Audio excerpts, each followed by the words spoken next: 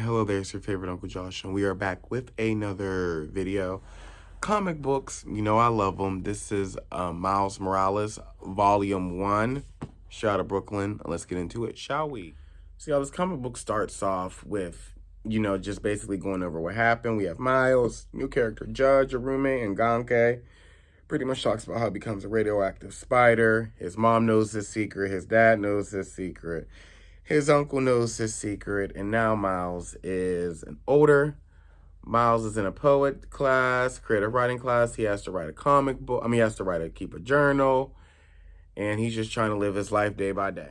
And then the story begins when he sees the Rhino.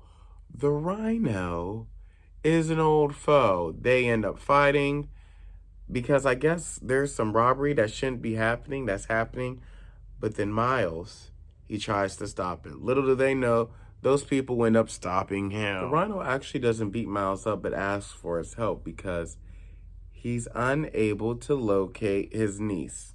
This is a good thing because nobody in the family want to have anything to do with the Rhino. Could you blame them? Because last time I checked, he's kind of evil and does bad things. Miles ends up leaving school and going to go see the love of his life, his girlfriend, whose name I should know. It's Barbara. Let's go with Barbara. He ended up going to go see her, and she's like, baby, just wanted to let you know that I'm rich home in Quanin, feeling some type of way. Because, my nephew's gone, and he got kidnapped right along with them. So later on, Miles and the Rhino go and check out what's going on, and they end up meeting Tombstone, which is never good. They end up getting into a fight with him, but then he ends up breaking away because he just doesn't have that to do. Now they realize that these kids are here and they're trying to see what's wrong with them. And that's when Captain America shows up and say, you know what, I got you, y'all. Let's handle this, shall we? So Captain America showed up and he's going to help Miles and Rhino find these kids. And he actually has an app on his phone that's going to help him do that. He doesn't know how to use that because he's old and he's elderly. He is a senior citizen. He's like over 100 years old. However, that super soldier serum kept him young and fresh like melanin does. And minding your business. Minding your business keeps you young. And so Miles is able to help him with the app. And that is where we get to where these kids are at. These kids are at a secret place, and Miles tries to sneak in. Why? Because he can go stealth, he can go invisible, and he's the one that, will least likely cause damage. Unlike the Rhino. Then we have them just waiting for Miles to give the cue. This would be easier said than done, but guess what? The person that's controlling them got a trick up his sleeve, and he sent one of the kids after them, and then now, Rhino and Captain America, they had to bust in. They had to show up and show out, and they had to, take all these kids down. Miles used his webs to, web them up, and then he used, some of his, electric shock to, knock them out, which is actually a good thing. The Snatcher, which is a ginger, was able to control them because he has the ability to get inside people's minds. He can fry them, he can dye them, and he can lay your brain right to the side. But for some reason, it doesn't work on Miles. I think it's the spider venom and the melanin. But then, so anyway, as he's trying to show up and show out and do his whole villain monologue, y'all, stop with the monologues. This is not, Shakespeare got y'all thinking that y'all monologues mean something, and Shakespeare got y'all thinking that we care about y'all daggone monologue. We don't. Stop with the monologues. Just start shooting stuff up, killing people, but you can't because you too busy monologuing. Stop. You is not Shakespeare. This is not the stage. Dang. But then moving on, y'all. That just gets to me. Moving on. We don't care about your plan. Just do something. Moving on. Miles decides to, charge up. He punches him, knocks him out. And yeah, they web him up. And so Cap's like, I got y'all. Let me make this phone call real quick. He makes a phone call, and a councilwoman says, I got you. I'm going to return these kids back to their peoples. Miles then sees Rhino and gives Rhino back his niece. And he's like, they don't want to see me. I'm evil. I've been evil for some time. And then Miles gets to go see Barbara. He loves Barbara. Well, he likes her a lot. And she's so happy because he was able to, Spider-Man was able to bring her nephew back that has powers. Because remember, when the Snatcher gets inside a kid's heads, he unlocks something in them, and then they get powers. Can you unlock something in me so I can have some powers, so I can say today, so I ain't got to do this? This stuff got to take off so I can go, live my best life somewhere else. Live my best life somewhere else. And so they end up going to go see the movies with each other. And then now he has to deal with the vice principal. So here's what happened. The vice principal doesn't like Miles Morales. I don't know why. He needs Jesus in the worst way, but he don't like Miles Morales. But Judge decides that Miles' new roommate, my gold boss, Judge decides that he wants Miles and Gonke to go to the Brooklyn Museum with him. So he ends up hitting Barbara up. So, yo, Barbara, tell Miles, Barbara, use your feminine, womanly charm and tell Miles that we going to this Brooklyn hip-hop museum. And she's like, okay, cool. So they do that, and they was able to convince him. So now all it is sneaking out. They just pretend to be sick, which Gonke actually is sick. So that, my friends, is actually able to happen. So they end up sneaking out, and they end up getting on the subway. But here's the thing. Because this is New York, that's number one. We could just stop at just because this is New York. We ain't even got to go no further than that. We can stop at this as this being New York, but we're going to keep going because this is New York. And because this is Marvel. The subway got to go off wire. Like, whoa. I be feeling that way, sometimes when my cousin Megan be driving, I just be like, she says she can drive, but the way I move in that car, it says otherwise. But it ends up going off. Miles ends up using his spider powers, and he ends up saving the day, with the spider web. And I was like, isn't that kind of ironic? It reminds me of what happened in Spider-Gwen, where they said, if we're going to have a world with with superheroes, we got to have a world with supervillains. Where every action is an equal opposite reaction.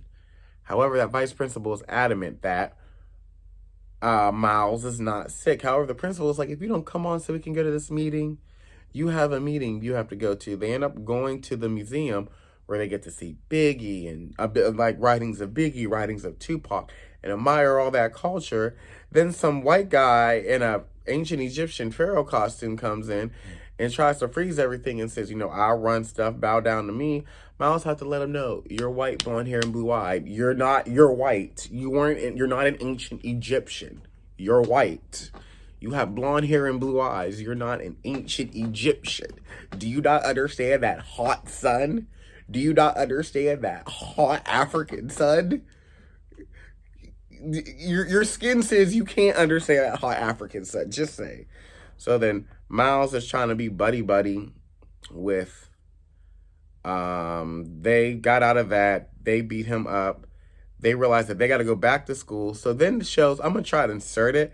This real cool, funny photo of them trying to get back to the school. It's actually really adorable how they drew this. I appreciated that. So then what happens is that the vice principal kicks down the door like Fort Knox and was like, what up? And he sees that they're actually in bed and they never left. And, he's upset because he knows Miles left. So then we still got Miles. He's at home. And that's how he ends the day. So as you keep reading, Miles is hanging out with Barbara, but he has to leave because there's a shootout. You know how this is New York. This is New York. This isn't even supernatural. This is even supernatural. This is just New York. Just a typical Thursday in New York.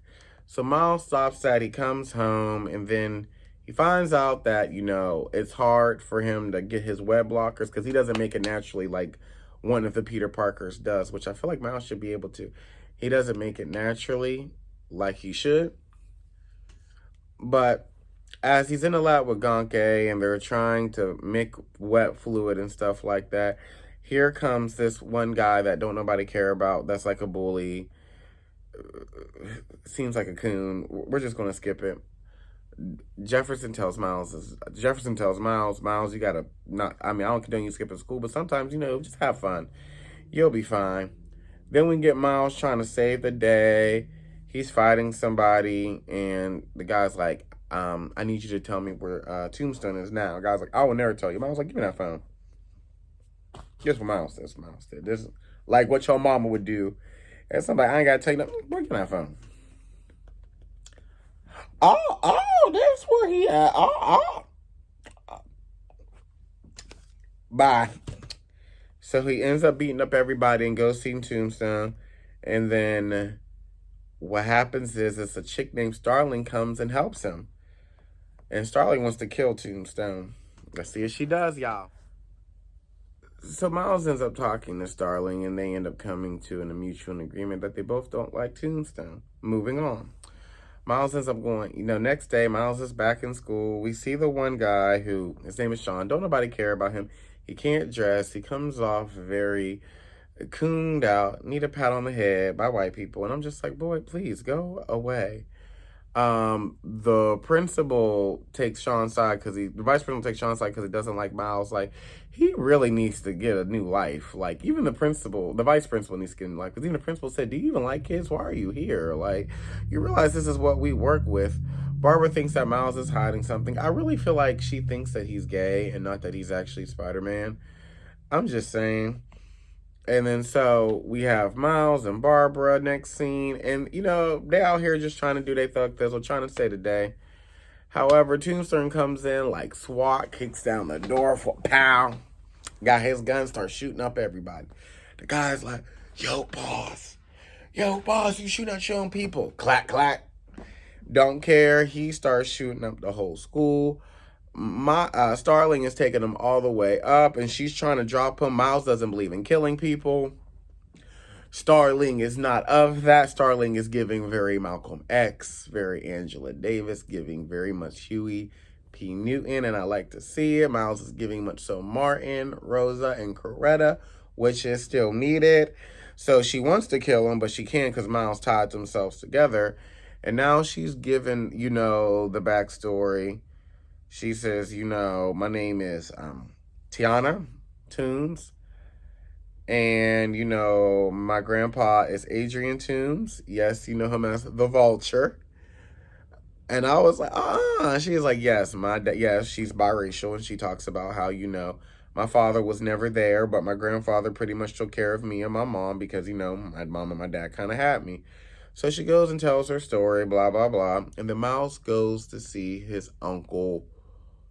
Who's his uncle? His uncle, Aaron. The one that be in the movies, y'all. And let's see how that goes. We definitely want to see how that goes in the next video. Make sure you like, comment, subscribe, share, and come back.